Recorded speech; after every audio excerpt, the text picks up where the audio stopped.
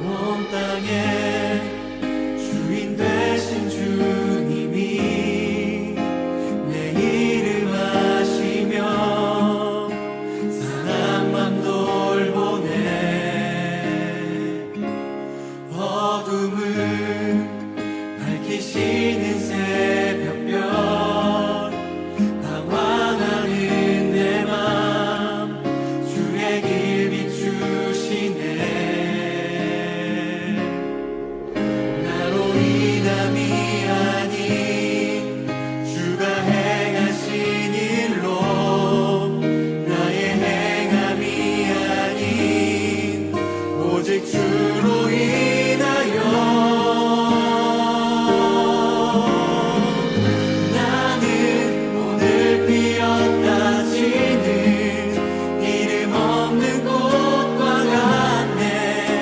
바다에 있는 파도 안개와 같지만 주는 나를 붙드시고 부르짖음 들으시며 날 귀하다 하시네.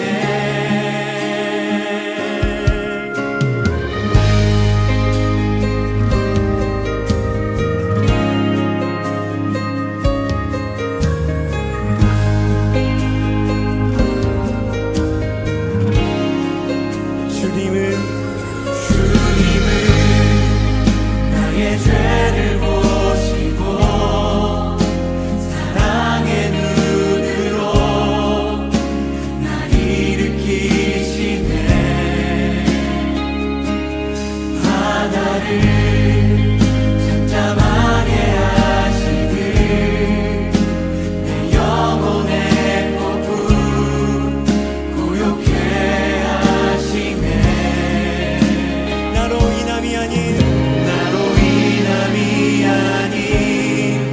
주가 행하신 일로 나의 행함이 아닌 오직 주로 인하여 나는 오늘 피었다 지는 이름 없는 꽃과 같네. 바다에 있는 파도 안개와 같지만 주는 나를 붙드시고 부르짖음 들으시며 날 귀하다 하시네. 나는 오늘 피었다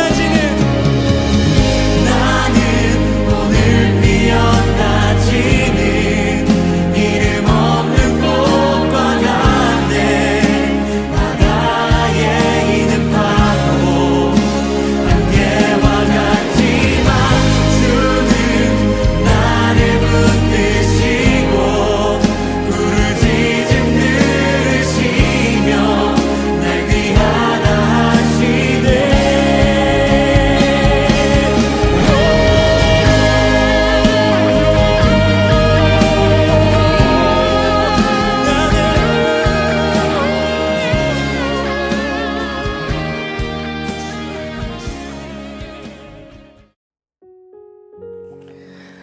사랑해 주님 감사합니다. 며칠 전에는 예수님께서 저희들의 죄에서 구원하시기 위해 보혈을 흘려주시고 돌아가시고 다시 부활하신 부활절이었습니다.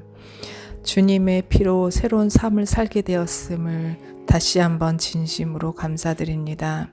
다시는 예전의 삶으로 예전의 엠마오로 돌아가는 삶이 아닌 예수님을 만난 후 두 제자처럼 엠마오로 가던 길을 멈추고 그리고 다시 시작하는 인생이 되겠습니다. 우리에게 있어 예수님의 탄생은 매일이고 십자가의 죽음도 매일이며 부활하신 영광도 매일입니다. 주님, 그리고 혹 우리가 부활의 영광을 그냥 절기 명절에 가두어 두지 않고 또다시 엠마오로 가는 길처럼 예전의 고통과 예전의 걱정 근심, 예전에 소망이 없던 삶으로 돌아가지 않기를 진심으로 바라옵니다. 그리고 코로나로 인해 잃어버린 사랑, 잃어버린 예배의 기쁨을 되찾게 하옵시고 식어진 예배의 마음이 다시 주님에 대한 뜨거운 열정의 예배가 드려질 수 있도록 저희 찬양의 교회 성도님들이 되게 하여 주시옵소서. 항상 담임 목사님 그리고 목사님의 가정에도 주님께서 늘 함께하여 주시옵고 또 부목사님의 가정에도 늘 물질적으로나 영적으로 부족함이 없이 지켜주시옵소서. 찬양의 교회 성도님들의 가정 가운데에도 성령의 평강함이 늘 함께 임하여 주시옵고 오늘도 살아 역사하시는 주님을 찬양드리며 사랑 많으신 나사렛 예수님의 이름으로 감사하며 기도드립니다. 아멘.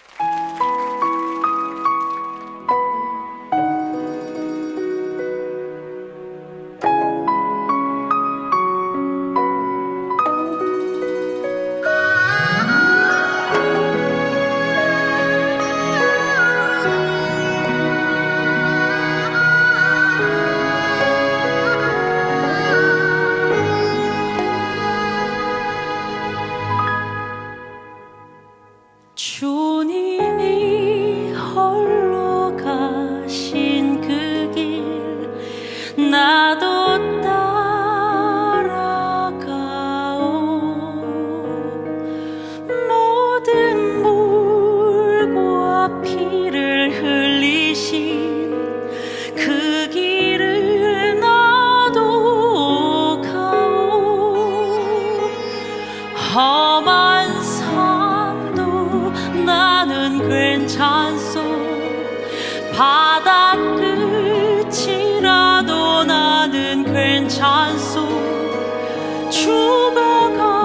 죽어가는 저들을 위해 나를 버리길 바라오. 아버지 나를 보내주오. 나는 달려가겠소.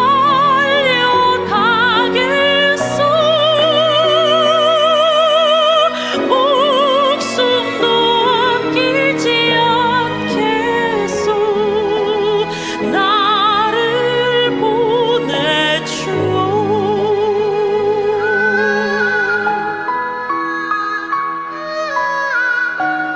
정말 선교회 현장에 계신 분들을 기억하면서 그리고 지금 여기 우리에게 맡겨진 선교지를 생각하면서 큰 목소리로 하나님께 올려드리면 정말 기쁨 기뻐 받으실 줄 믿습니다. 할렐루야.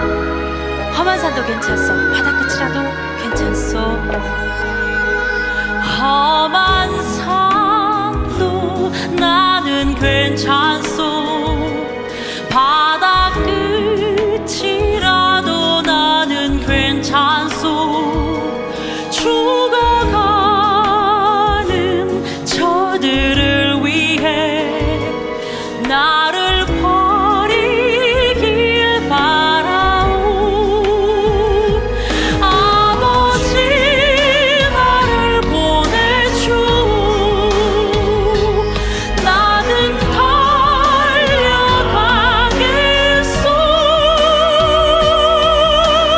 목숨도 아끼지 않겠소. 나를 보내주오. 세상이 나를 미워해도 나는 사랑하겠소.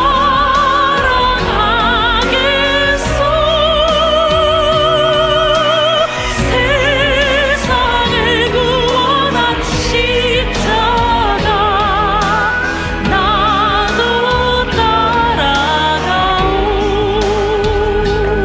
생명을 버리면서까지 나를 사랑한 당신.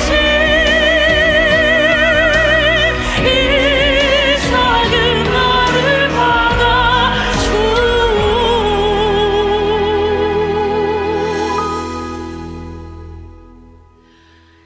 나도 사랑하오.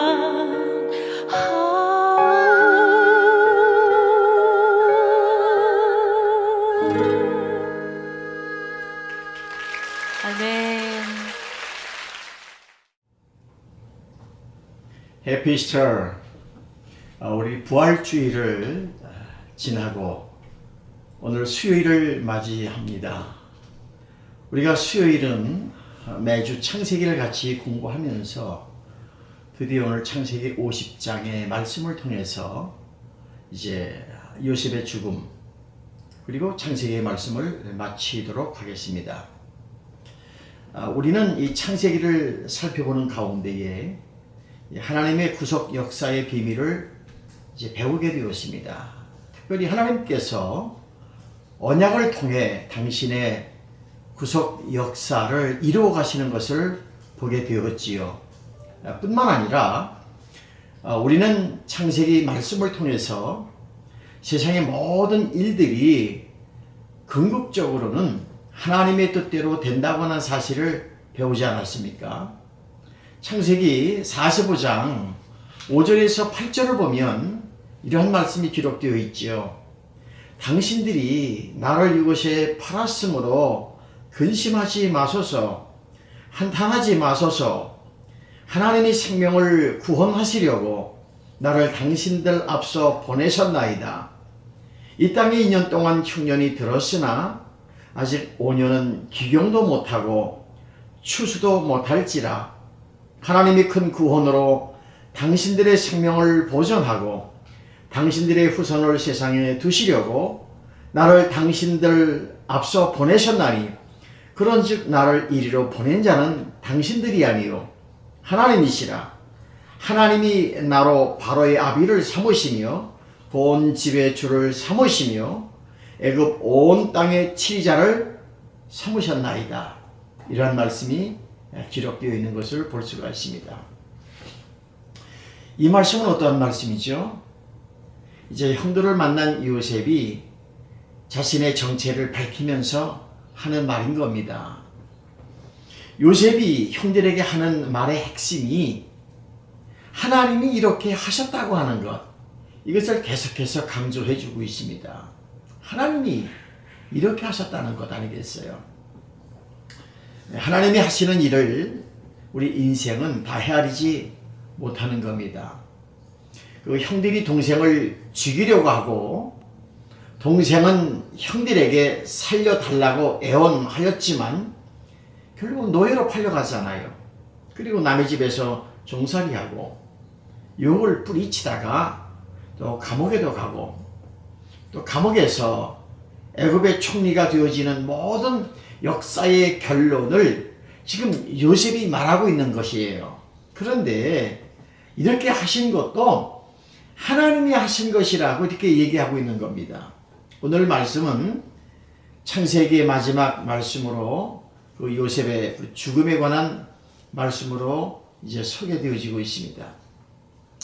우리는 그 요셉의 죽음을 통해서 두 가지를 살펴볼 텐데요. 첫째는 그 요셉의 형들이 아버지 야곱이 죽자 그 요셉의 용서를 믿지 못하고 두려워하는 모습을 통해서 우리가 주님의 용서를 어떻게 생각하고 있는가를 살펴보고자 하는 것이고요. 그리고 두 번째로는 요셉이 죽기 전에 유언을 했는데 그 유언이 무엇을 뜻하고 있는지를 살펴보고자 하는 것입니다.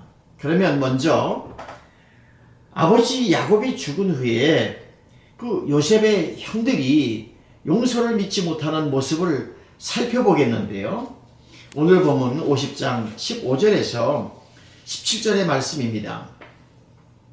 요셉의 형제들이 그 아비가 죽었음을 보고 말하되 요셉이 혹시 우리를 미워하여 우리가 그의 행한 모든 악을 다 갚지 아니할까 하고 요셉에게 말을 전하여 가로되 당신의 아버지가 돌아가시기 전에 명하여 이르시기를 너희는 이같이 요셉에게 이르라 내 형들이 내게 악을 행하였을지라도 이제 바라건대 그 허물과 죄를 용서하라 하셨다 하라 하셨나니 당신의 아버지의 하나님의 종들의 죄를 이제 용서하소서 하며 요셉이 그 말을 들을 때에 울었더라. 이렇게 말합니다. 그 요셉의 형들은 그 아버지 야곱이 죽고 나자 혹시 요셉이 자기들을 보복하지 않을까 하고 하는 걱정하는 내용을 우리가 살펴보고 있지 않습니까? 과거 자신들이 요셉을 미워하여서 그 종으로 팔아버린 그 잘못에 대해서 보복하지 않을까 염려하는 것. 형들의 생각에는 요셉이 효자였기 때문에 아버지가 살아 계실 때는 아버지를 의식하여서 자기들에게는 잘해줬지만 그러나 아버지가 죽고 나면 자신들을 해치지 않을까 이렇게 생각하고 두려워하는 마음을 갖게 되었다는 겁니다. 마치 에서가 동생 야곱을 미워하여서 아버지가 죽을 때가 다 되었으니 죽고 나면 보자 하는 것처럼 이게 창세기 27장에 우리가 소개되지 않았습니까? 지금 요셉의 형들이 아버지가 죽었음을 보고 이제 아버지가 죽었으니까 요셉이 보복을 하면 어떻게 하나 하면서 두려워하는 마음들을 갖고 있는 거예요. 그래서 그들은 아버지의 말을 상기시키면서 용서해달라고 이렇게 얘기하는 것을 살펴볼 수가 있습니다. 그런데 이런 그 모습이 요셉의 형들만의 모습일까요? 그건 아니죠. 바로 오늘날의 우리들의 모습일 수가 있다는 겁니다. 우리들의 모습이에요. 오늘날 우리가 주님의 용서를 얼마나 믿지 못하는가를 보아야 할 것이라고 하는 것. 요셉의 형들이 요셉을 만나기 전에는 그 양심에 어느 정도 가채든 있을지라도 이 정도로 그 자신들의 죄악에 대한 심각성을 깨닫지 못하였을 것입니다. 그러나 자신들이 노예로 팔아버린 그 요셉, 자신들이 죽인 것과 다름없는 그 요셉이 지금 모든 권력을 가진 자로 나타나 있으니 늘 자신들의 죄가 생각이 나는 것 아니겠습니까? 용서의 기쁨을 누리지 못하고 있는 것 아니겠어요? 불안해하고 염려합니다. 그래서 요셉이 안색이 조금만 달라져도 벌벌 떠는 그러한 모습을 그들은 보이고 있는 것입니다. 그 뒤에서 형들이 다시 와서 요셉 앞에 엎드려서 가로되 우리는 당신의 종입니다. 이런 말이 18절에 소개되어지는 겁니다. 얼마나 무서웠으면 그 형들이 동생 앞에 와서 우리는 당신의 종이라고. 어찌 보면 사실 우리도 주님 앞에서 내가 어떤 죄인인지 잘 알아야 되는 것 아니겠어요? 내가 바로 예수님을 죽인 자라고 하는 사실을 잘 알 때에 비로소 주님 앞에 엎드려서 주여 나를 용서해 주시옵소서라고 하는 진정한 죄 용서의 고백이 나오게 되는 것입니다. 그렇지 않고는 그저 세상 사람들이 말하고 하는 죄라고 하는 것을 죄로만 여기고 있으면 그런 죄는 다른 선행으로 대신 갚아낼 수 있으려니 하는 것 아니겠습니까? 그러므로 정말 내가 죄인임을 아는 것은 오직 십자가 앞에 직면하여야 죄가 무엇인지를 알게 되는 것입니다.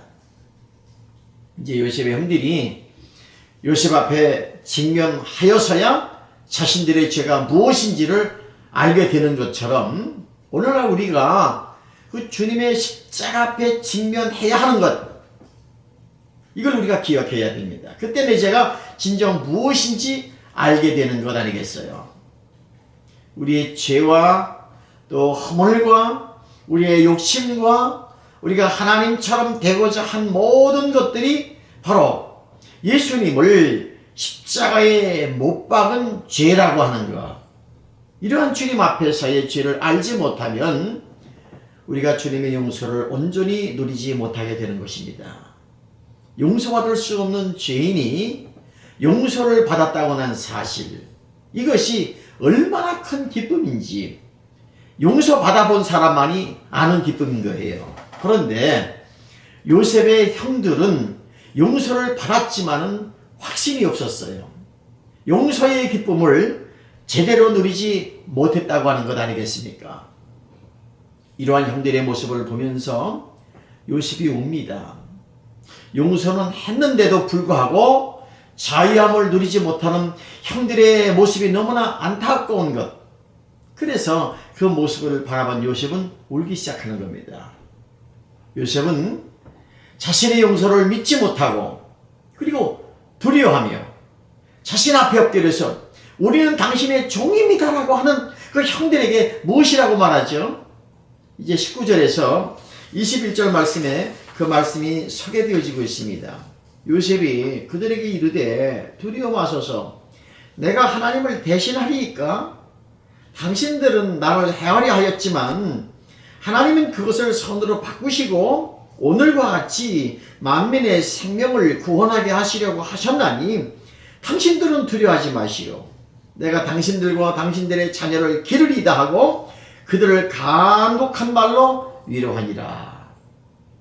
이 말씀을 보면 요셉은 두려워하는 형들에게 세 가지로 위로하는 것을 볼 수가 있습니다. 여기에 요셉의 신앙이 잘 드러나게 되어지는데, 그러면 그 요셉이 형들을 위로하는 내용을 우리가 하나씩 한번 살펴보면 19절에 그러한 말씀이 기록되어 있잖아요. 먼저 19절을 보니까 두려워 마소서 내가 하나님을 대신하리이까? 이렇게 말하잖아요.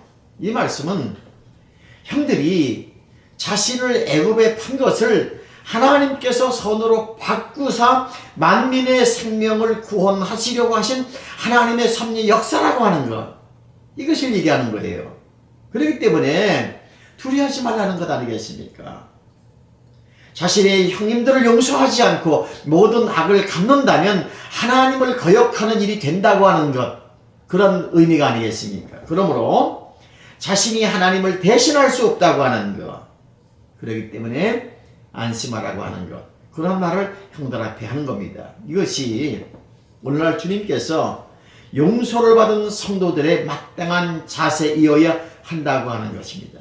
우리가 진정으로 주님의 용서를 받은 자라면 적어도 이러한 자세가 나와야 하는 것입니다. 할렐루야. 사람의 모든 잘못을 바로 잡는 길은 결국 하나님 앞에 맡겨야 하는 것 아니겠습니까? 우리가 손을 써서 어떻게 고쳐보려고 하면 더욱 일이 틀어지는 거예요. 이렇게 말하면 그러면 아무것도 하지 말고 그냥 내버려 두라고 하는 말 아닙니까? 라며 반문하실 수가 있어요. 그러나 거기엔 해답이 20절과 21절에 소개되어지고 있죠. 당신들은 나를 해하려 하였지만 하나님은 그것을 손으로 바꾸사 오늘과 같이 만민의 생명을 구원하게 하시려고 하셨나니 당신들은 두려워하지 말라고. 내가 당신들과 당신들의 자녀를 기르리다 하고 그들을 간곡한 말로 위로하였더라. 하나님께서 악을 손으로 바꾸사 섭리로 그리고 역사하여 주시는 것 아니겠습니까? 그러므로 우리는 내가 하나님을 대신하리까 라고 하는 요셉의 말을 우리가 명심해야 되는 겁니다. 우리가 얼마나 하나님을 대신하려고 할 때가 많이 있었습니까? 내 자신의 문제를 또 하나님 앞에 양도함 없이 움직이려 하는 이것 아니겠어요? 내 가정을 내가 하나님처럼 하고자 합니다. 내 자녀를 내가 하나님처럼 키우려고 합니다. 하나님의 교훈과 훈계는 찾아보기가 힘이 됩니다. 그리고 교회에서도 마찬가지로 하나님을 대신하고자 하는 교만음이 얼마든지 나올 수 있는 것이에요. 이 목사가 하나님을 대신하려고 할 수도 있고 또 장로나 또 우리 직분자들이 하나님을 대신하려고 할 수도 있습니다. 내가 하나님을 대신하리까?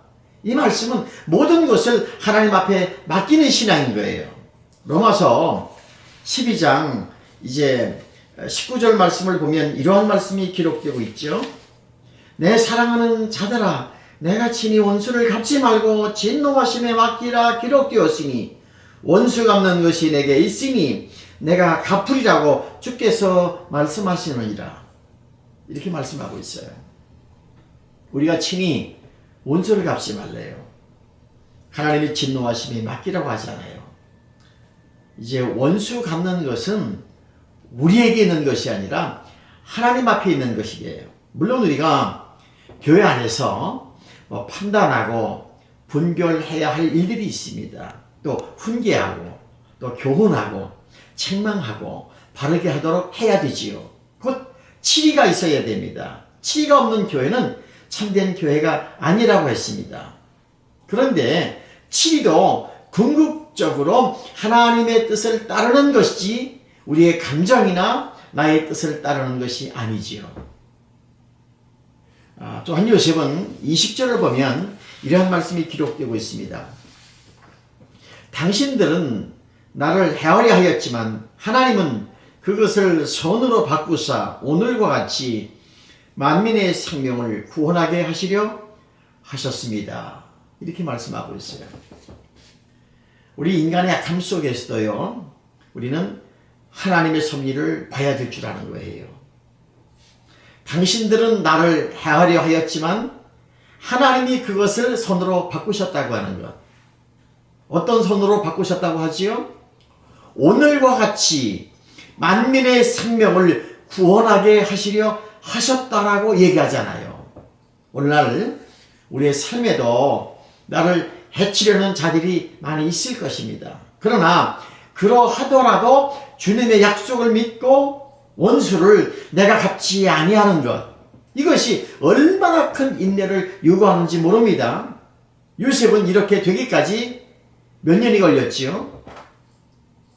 17세에 팔려가서 30세가 되어서 총리가 되었습니다. 그리고 이제 풍년이 7년, 흉년이 들어서 2년이 되기까지 도합 22년을 지나서 형들이 양식을 구하러 왔을 때에 하나님의 섭리를 그때 알게 되어진 거예요. 22년이에요.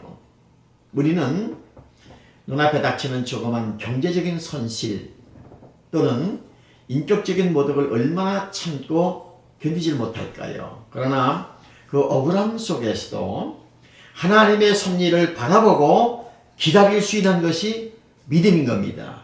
이것이 요셉을 보면서 우리가 배우는 것 아니겠습니까? 뿐만 아니라 21절을 보면 그런 말씀이 기록되어 있죠.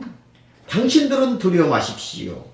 내가 당신들과 당신들의 자녀를 기르리다 하고 그들을 간곡한 말로 위로하였더라.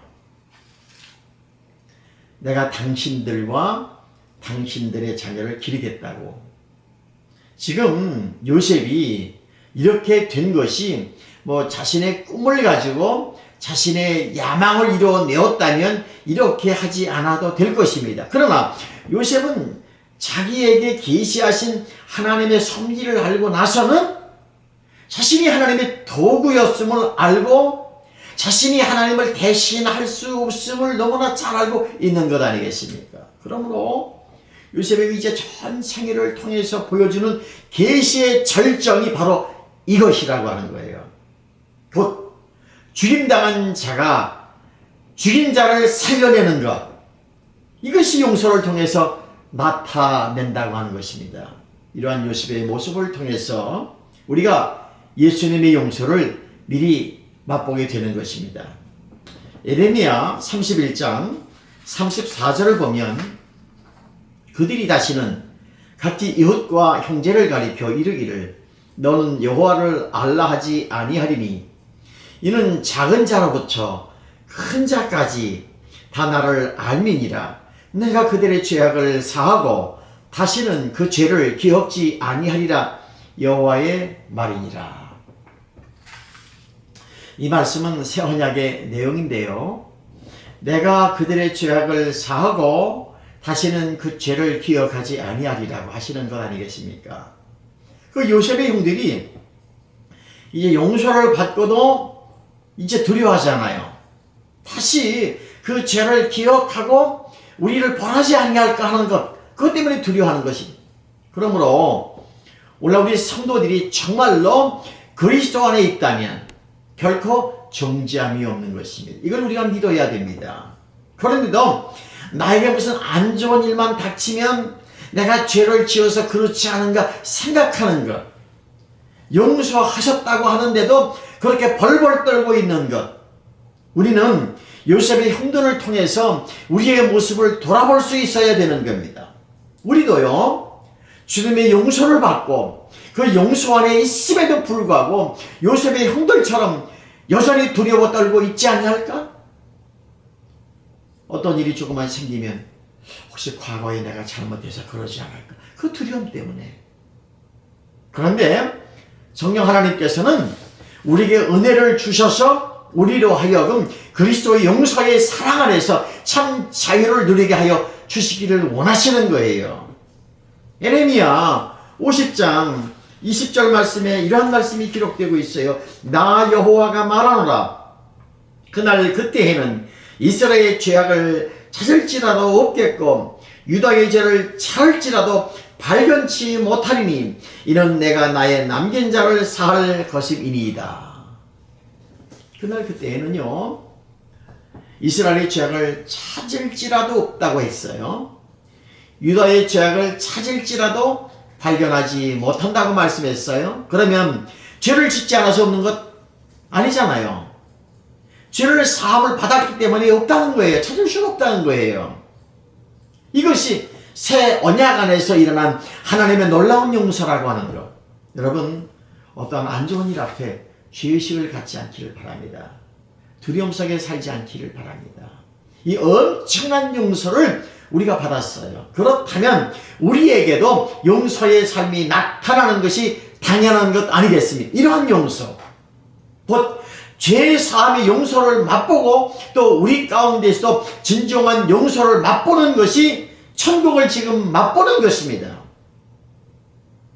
창세기 50장 22절에서 26절 말씀은 이제 요셉의 그 임종에 관한 말씀이죠. 22절에서 23절을 보면 요셉은 그 아비 야곱의 가족과 함께 애굽에 거하면서 130세를 삽니다. 요셉은 에브라임의 자손 3대를 보았지요. 또 므낫세의 아들 마길의 아들들도 요셉의 스라에서 양육이 되지요. 이것은 야곱이 에브라임과 므낫셋을 요셉을 대신해서 자신의 아들로 삼았기 때문인 것입니다. 그러면 요셉이 임종을 앞에 두고 자식들에게 무엇을 부탁했을까? 이 말씀이 24절과 25절에 기록되어 있어요. 요셉이 그 형제에게 이르되 나는 죽으나 하나님이 너희를 건고하시고 너희를 이 땅에서 인도하여 내사 아브라함과 이삭과 야곱에게 맹세하신 땅에 이르게 하시리라 하고 요셉이 또 이스라엘 자손에게 맹세시켜 이르기를 하나님이 정녕 너희를 권고하시리니 너희는 여기서 내 해골을 메고 올라가겠다 하라 하였더라. 요셉은 이제 출애굽할 때부터 자신의 해골을 메고 올라갈 것을 맹세하라고 하는 것. 요셉 역시 그 야곱의 임종에서처럼 자신의 뼈를 가나안 땅에 묻어달라고 하지요. 이제 요셉은 야곱보다 애굽에서 훨씬 더 오래 살았잖아요. 제2의 고향, 이 제2의 고향이라고 하는 말이 있듯이 요셉은 애굽에서 총리가 되기까지 한 사람인데, 그런데 이 모든 것을 아무것도 아니게 여기는 것이라고 하는 거예요. 애굽에서도 어떠한 부귀와 영화도 원하지 않는 것 아니겠습니까? 오직 마지막의 소원은요, 하나님의 약속의 땅에 묻히는 것, 이것이 소망이었어요. 이것이 요셉의 마지막의 모습이었다고 하는 것. 참으로 아브라함과 또 이삭과 또 야곱과 요셉, 이들은 다 하나님의 약속을 따라서 살게 되지 않습니까? 그러면 우리의 소원이 무엇일까? 여러분들의 소원이 무엇일까요? 하나님의 이제 약속 안에 들어가는 것이 정말 우리의 소원일까요? 하나님의 약속을 따라 사는 것이 정말로 여러분들의 소원이십니까? 24절 다시 보면 이러한 말씀이 기록되어지고 있죠. 24절 말씀입니다. 요셉이 그 형제에게 이르되 나는 죽으나 하나님이 너희를 권고하시고 너희를 이 땅에서 인도하여 내사 아브라함과 이삭과 야곱에게 맹세한 땅에 이르게 하시리라. 나는 죽지만 하나님이 너희를 권고하시니, 이렇게 말하잖아요. 그 하나님께서 너희를 권고하사 아브라함과 또 이삭과 야곱에게 맹세하신 땅으로 인도하신다고 이렇게 얘기합니다. 요셉은 하나님께서 아브라함 또 이삭 야곱에게 약속하신 출애굽의 언약을 믿는 겁니다. 그러므로 그 권고하시는 날에 내 해골을 메고 올라가겠다고 하라고 하는 것 아니겠습니까? 이제 25절을 보면 요셉은 이와 같은 유언을 남기고 110세에 죽습니다. 그러나 요셉은 애굽의 그 부귀와 영화를 누린 곳에 묻히기를 원치 않아요. 하나님께서 조상들에게 약속하신 땅에서 묻히기를 소원합니다. 그는 애굽 땅에서 부귀와 영화를 누렸지만 그곳에서 소망을 두고 살지 않지요. 하나님의 약속을 바라보고 하나님의 약속에 소망을 두고 살아갑니다. 이것이 진정한 신자의 모습입니다. 우리가 이 땅에 살지만 애굽과 같은 이 땅에 소망을 두지 아니하고 영원한 하늘나라에 소망을 두며 우리가 살아야 됩니다. 그러면 이러한 요셉의 유언이 어떻게 성취되는지 우리가 한번 보면요. 먼저 출애굽기 13장으로 한번 넘어가 볼게요. 출애굽기 13장 18절과 19절입니다. 그러므로 하나님이 홍해 광야 길로 돌려 백성을 인도하시매 이스라엘 자손이 애굽 땅에서 항오를 지어 나올 때에 모세가 요셉의 해골을 취하였으니 이는 요셉이 이스라엘 자손으로 단단히 맹세케 하여 이르기를 하나님이 필연 너희를 권고하시리니 너희는 나의 해골을 여기서 가지고 나가라 하였음이었더라. 여기는요, 요셉이 죽은 지가 수백 년이 지났습니다. 그리고 하나님께서 약속하신 대로 출애굽의 역사가 이제 시작되지 않습니까? 출애굽의 역사가 일어나요. 그런데 이스라엘 자손들이 출애굽을 할 때에, 곧 애굽 땅에서 나올 때에 무엇을 들고 나오지요? 요셉의 해골을 메고 나오는 거예요. 거기 말씀해 보세요. 뭐라고 그랬죠? 모세가 요셉의 해골을 취하였으니 이렇게 말하고 있잖아요. 사실 출애굽의 역사는 하나님의 놀라운 능력과 간섭하심으로 극적으로 이루어진 것을 우리가 출애굽 공부를 통해서 또 말씀을 통해서 수없이 들어왔습니다. 사실 그런 출애굽의 역사 때 그들이 얼마나 바쁘고 정신이 없었을까요? 그런데 그런 상황 가운데에서도 이스라엘 백성들은 요셉의 해골을 취하여 들고 나오는 거예요. 이를 통해서 하나님의 언약이 빈틈없이 이루어지고 있음을 보여주고 있는 것입니다. 하나님의 역사하심으로 이스라엘이 출애굽을 할 때에 그 요셉의 해골도 함께 출애굽을 하지 않습니까?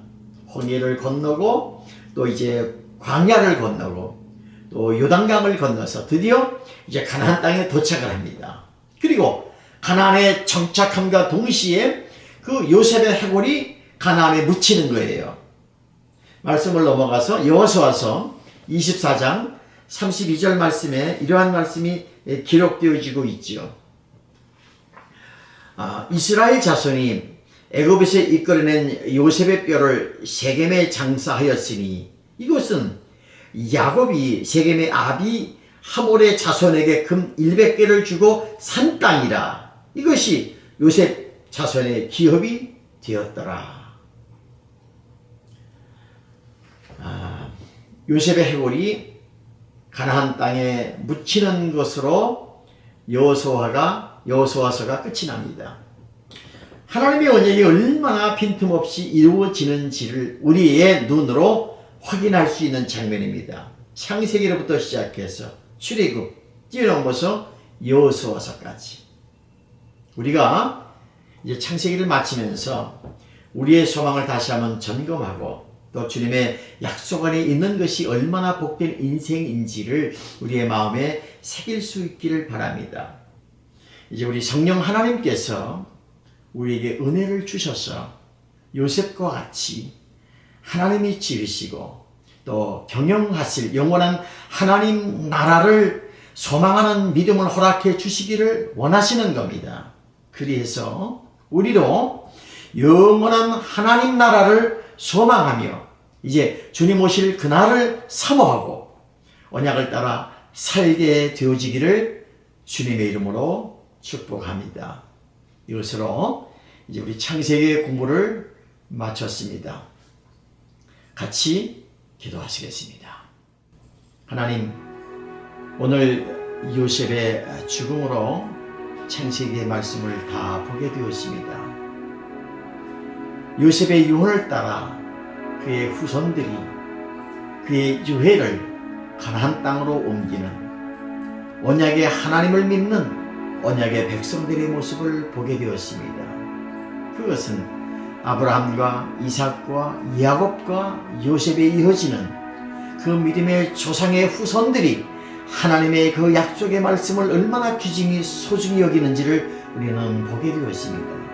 이 말씀을 통해서 우리 스스로가 먼저 하나님의 언약의 말씀을 지키며 그 말씀의 본을 따라 살게 되어지며 그 약속의 말씀을 우리의 후손들에게 가르쳐주며 아름다운 유산으로 물려줄 수 있는 우리의 믿음의 선배들이 되게 하옵소서. 이 말씀을 가슴에 새기고 이 험한 이 세상을 살아가는 모든 성도들이 이 땅에 소망을 두는 것이 아니라 영원한 주의 나라를 바라보며 힘든 이 과정을 잘 지나갈 수 있도록 은혜를 나려 주옵소서. 예수님 귀한 이름으로 기도합니다. 아멘. 이 시간 이후로는 우리 중보 기도의 제목을 위해서 같이 기도하시고 부활주일을 지난 오늘 수요일입니다. 우리 부활의 은총이 어려움을 당하는 모든 사람들에게 함께하기를 같이 여러분들을 중보하시기를 바라고요. 남은 3일 동안도 승리하시길 바랍니다. 할렐루야. 감사해요.